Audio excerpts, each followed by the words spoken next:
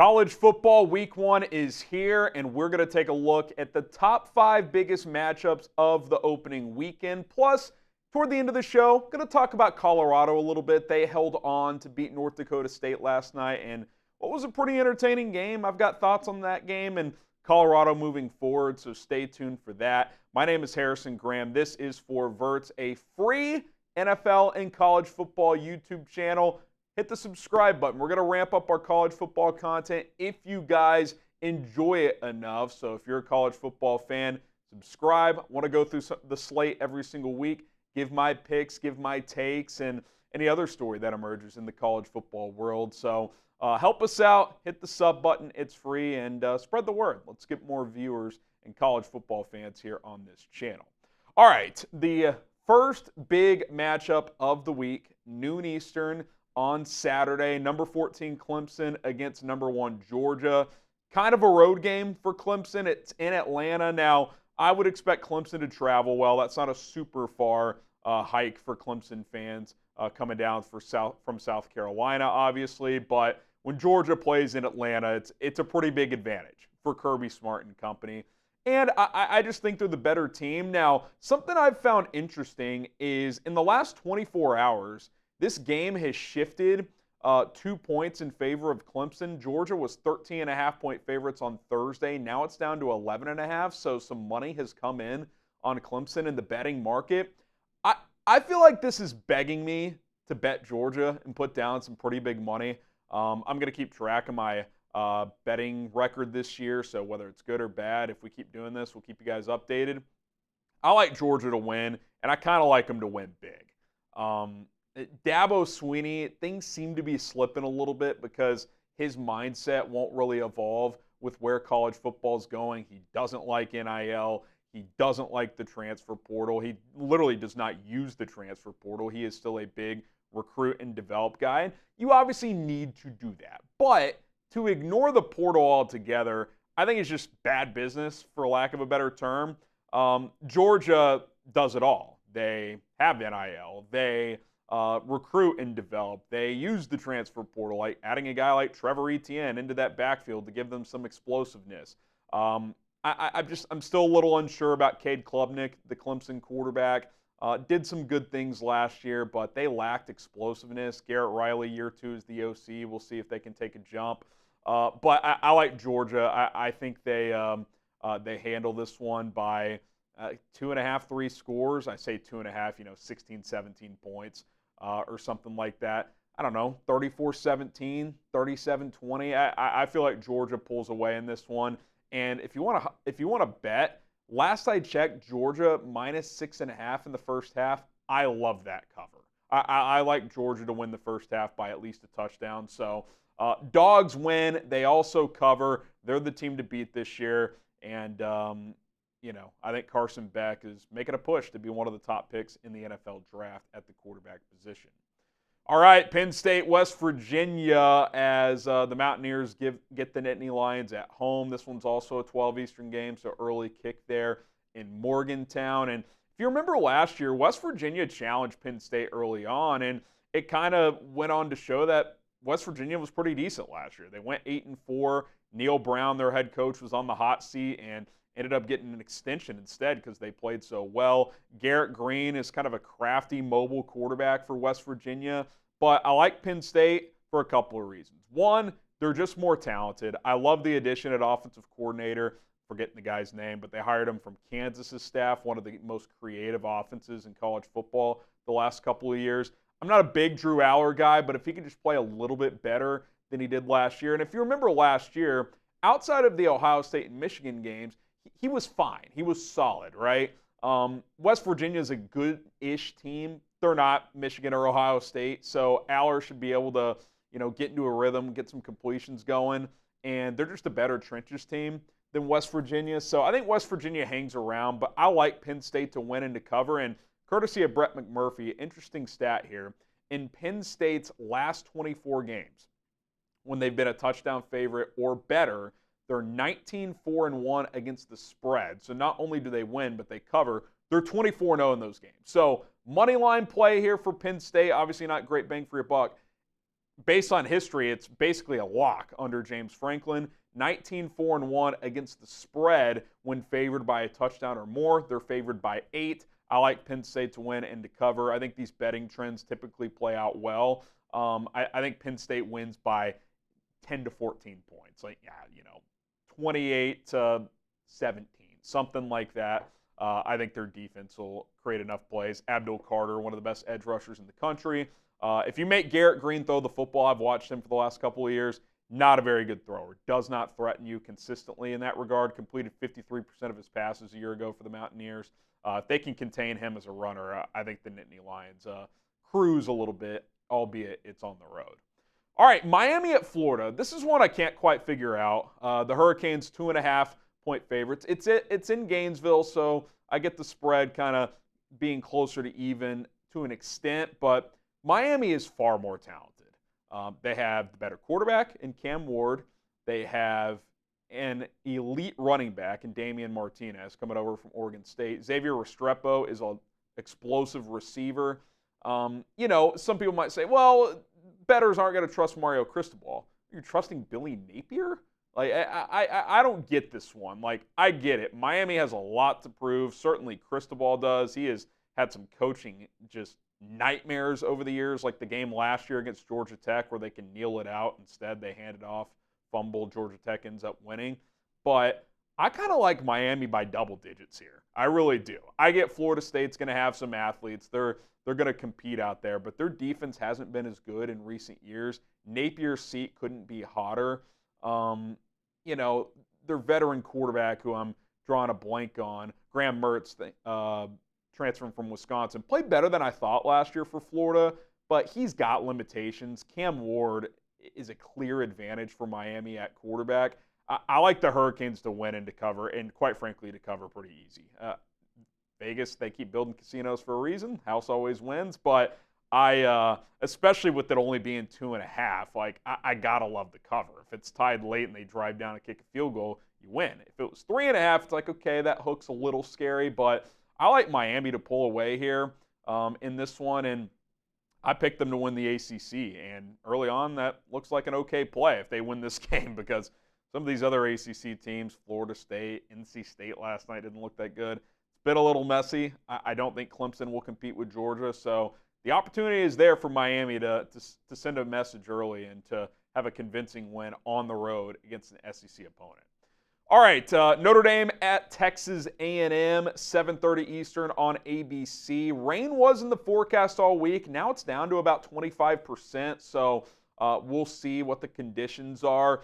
I like Notre Dame getting points here. I think they win outright. I think a Notre Dame money line pick here is pretty good value. And the reason is, and we'll see on the rain, if it rains, I really like Notre Dame. If it doesn't, I think that kind of evens it out a little bit more, because Connor Weigman with Texas A&M, they're going to want to throw the ball a lot, whereas I expect Notre Dame to be more balanced. Riley Leonard, their quarterback, can run a little bit. They have a couple of nice running backs. But Notre Dame's defensive line is one of the best in the country. I think they can control this game at the line of scrimmage. This feels like an underplay as well. So I like Notre Dame to win outright. And if they can, they're in a really good position to make the college football playoff, because after this game, their schedule is very manageable. So if they can go win at Texas A&M, not only does it notch them a resume-building win, but then they really only have to go, 9-2 the rest of the way, and they're probably in. 10-2 with an out-of-conference win at Texas A&M, it's probably going to get Notre Dame into the playoff. I say out-of-conference, they're independent, but you know what I mean. A ranked opponent on the road, SEC. This is a big game for both these programs. Mike Elko's first game at A&M, though, the pressure is always going to be high there, but if they lose to Notre Dame, it's not going to be the end of the world. If Notre Dame can win this game, though, they position themselves really nicely. I think they win. I think it's tight. I think it's like one of these 24-21 type of games, but they're getting points. I like that for the Fighting Irish. All right, picking one more game here, then we'll talk a little Colorado. USC LSU. I don't really know why USC is ranked. My theory is they just want this to be a top 25 matchup. It's in Vegas. It's the Sunday night game. I think that plays a role. But USC was a mess last year, and they lost Caleb Williams. Miller Moss had a good bowl game, but he's not nearly the level of talent that Lincoln Riley's used to. Now, one advantage that'll leave Lincoln with is he can kind of just coach Miller Moss to, hey, just run the offense. Whereas, Caleb Williams, Kyler, Baker Mayfield, more so Kyler and Caleb, they're going to do more of the off-script stuff, right, and make magic happen. That's not who Miller Moss is. So it feels like this will be more of a Lincoln Riley offense. And, hey, if USC has a good year, Lincoln Riley's image can shift back in a positive light pretty quickly. Like, hey, with a much lesser talent, we won 9 or 10 games. But I think they're in trouble, man. I think Lincoln Riley is under a microscope this year. I don't know if he's on the hot seat truly. Some people would say he is. After that first year where they overachieved, big setback last year, this is an important season for him at USC. People are still questioning if the culture fit is right. There's a small-town Texas guy going to L.A. Is that going to work long-term? LSU, new quarterback with Gus Nussmeier. Brian Kelly's done good things through 2 years there, but he's looking to break through and get this team into the playoff as well. I like LSU in this game. This only being a 4-point spread, I think the Tigers win this game by at least a touchdown, and I think there's a real possibility that coming out of this game we're like, oh, is Lincoln Riley not going to work out? I think that's very much on the table. And remember, USC tried to back out of this game. That was reported a few months ago. So they better strap up and be ready to go, because if they lose this game and lose it ugly, especially if the defense doesn't look improved, they obviously got rid of Alex Grinch, hired the UCLA guy. If they give up 30-plus in this game to LSU, that's not going to be good optics either. This is an important game for USC. It's important for both, but if you had to ask me who's under more pressure in this game, Brian Kelly or Lincoln Riley, I think I would say Lincoln Riley, no doubt about it. So pressure's on, and it's not like you get to ease into the season, so buckle up. All right, Colorado. They survived 31-26 over North Dakota State last night. And my takeaway is Shedeur Sanders is really good. Their offensive line still can't block, and he's getting cracked, and he's delivering the football. People are already saying he's the number one pick. I'm not ready to go there because I think he kind of has an average NFL arm. Now, he has good arm talent. He can throw with accuracy. He can layer footballs. He can throw with anticipation. But in terms of ripping the ball, launching the ball 60-plus, he doesn't really have that. He's a feel thrower, and that's fine. Like Tua is a good example of that. Those are good touch and accuracy. But, you get into these cold weather games or tough conditions, that can be problematic. He's not a great runner either. Like, he moves well in the pocket, but he's not going to scramble for a bunch of first downs. But I like what I saw. He looked good. He added about 10 or 12 pounds. You could tell that, so that's good. He was playing at under 200 last year. Broadcast said he's about 210 based on what the staff told him. So that's a good sign for him. Travis Hunter is the best player in college football. He only missed 2 total snaps, plays corner and receiver, had a $130 and 3 touchdowns in that game, including a one-handed one in the end zone. Can he do this all year? Like, I worry he's going to get hurt because he's playing 100-plus snaps every single week at positions where you're running every single play, essentially. Now, run plays defensively at corner, you don't take those off, but, like, it's not as taxing necessarily. But receiver, you're defending receivers. I mean, you're running around. I mean, I think the broadcast said that Deion told them that he's burning almost 5,000 calories a game. I mean, that is an extreme number. But as far as moving forward, Jimmy Horn Jr., by the way, 200 yards almost and a touchdown. He's a stud. They got 3 stars offensively, but they can't protect. They can't run the football, and their defense is pretty bad. They had one dude on the defensive line that had some pressures, but we'll see against, true Power 4 Division I opponents, how that looks. Nothing against North Dakota State, because they are probably, if they jumped into true D1, they'd probably be a top 60-ish program. Like, they have real players. But, like, Colorado's got a gauntlet in the second half of the season. Kansas State, Arizona, Oklahoma State. I mean, they have every ranked Big 12 team on the schedule. Nebraska on the road next week. I think that's going to be tough. I just don't know if they have enough depth in key areas. Like, Shedeur and Hunter and these guys, like, they can play with anyone. There's no doubt. Like, they would play at the best of the best programs in the country.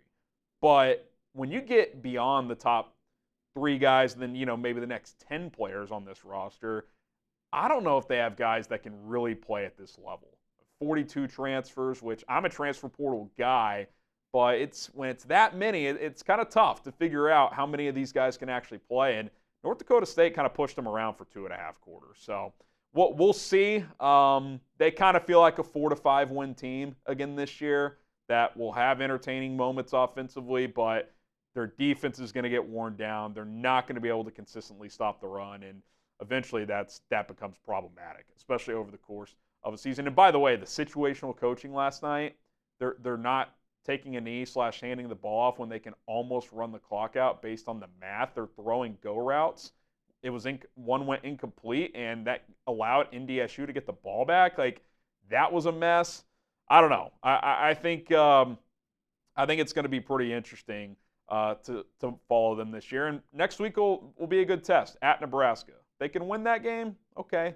Get a little momentum. Colorado State the week after that, but it's going to ramp up, and it's going to ramp up fast. And if they lose in Lincoln, watch out. This is going to be tough for Colorado to navigate. All right, be sure to shout out your favorite college football team in the comments below. Want to know who's being represented on this video. And we'll keep track of my betting picks all year long. Bet responsibly for anyone out there. Enjoy the opening weekend of college football. NFL gets it going next week. We'll ramp up with that as well. My name is Harrison Graham. Don't forget to subscribe to the channel. Free NFL and college football content. And we'll see you next time.